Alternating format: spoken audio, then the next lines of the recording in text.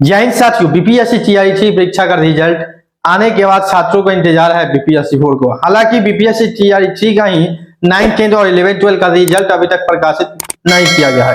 उससे पहले बता दें कि डोमिसाइल की जो चर्चा है वो बिहार के अंदर बहुत चल रही है, जो कि बीपीएससी टीआरई एग्जामिनेशन से भी चल रही है। लेकिन अब जो है बिहार विधानसभा के एक सदस्य ने शिक्षा मंत्री से डोमिसाइल को लेकर जवाब मांगा है। उसमें जवाब भी शिक्षा मंत्री ने दिया है, आपको हम बताएंगे।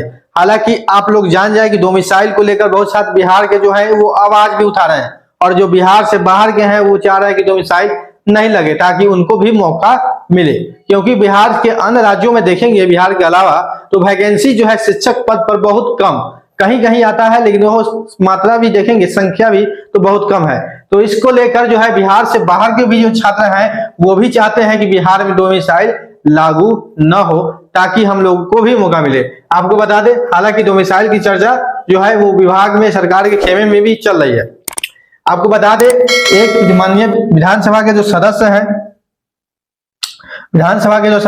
अख्तरुल इमाम, माननीय सदस्य बिहार विधानसभा, ठीक है,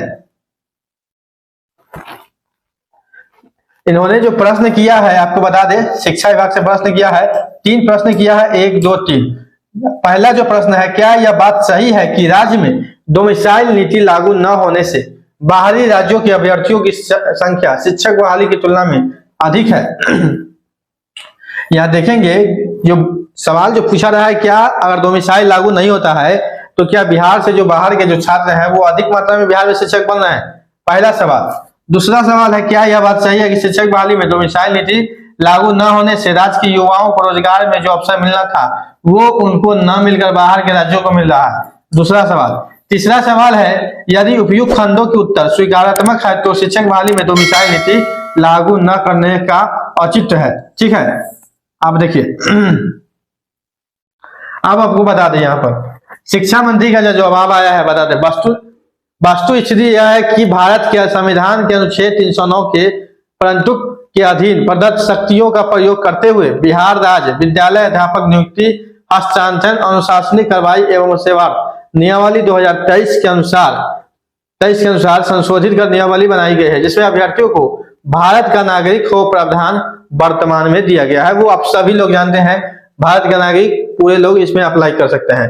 उक्त के आलोक में शिक्षक बहाली में डोमिसाइल नीति लागू करने का प्रस्ताव विभाग में कोई भी विचाराधीन नहीं है। यानी शिक्षा विभाग साफ कर रहा है, शिक्षा मंत्री, कि जो डोमिसाइल को लेकर जो चर्चा है वो विभाग में नहीं है। यानी विभाग के अंदर, शिक्षा विभाग के अंदर कोई भी डोमिसाइल लागू करने की चर्चा नहीं है।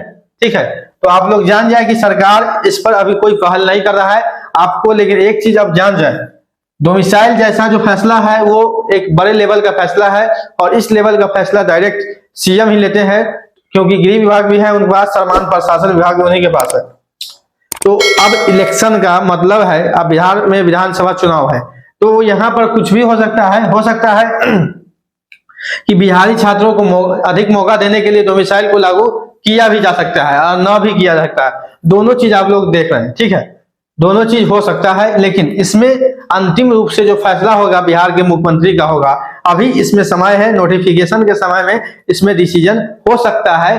अगर ज्यादा अगर प्रेशराइज हुआ विभाग पर या सरकार पर, तो हो सकता है डोमिसाइल लगे या न भी लगे, दोनों चीज होगा। अभी कोई भी कंफर्म नहीं है कि डोमिसाइल लगेगा कि नहीं लगेगा। यहाँ पर देखिए, एक चीज 3 नंबर में क्या कहा है, अगर ये सब बात सही नहीं है तो डोमिसाइल लगाने का कोई भी मतलब नहीं है। सदस्य बिहार विधानसभा के भी बोल रहे हैं, लेकिन अब बिहार के बोल रहे हैं कि ज्यादा से ज्यादा जो है बिहारी को मौका मिलेगा। यानी कि जो बिहार से बाहर का जो सीट होता है वो यूआर और यूआरएफ, ये 2 सीट पर ज्यादा जो है बिहार के बाहर के जो छात्र हैं वो आपको इसमें, हालांकि कुछ बिहार के भी होते हैं जो अच्छे अंक लाते हैं, वो बिहार के भी होते हैं और बिहार से बाहर के भी होते हैं।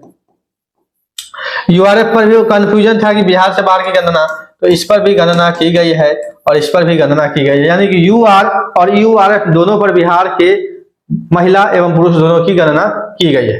अब हालांकि नोटिफिकेशन तो जनवरी फरवरी में आने की उम्मीद है।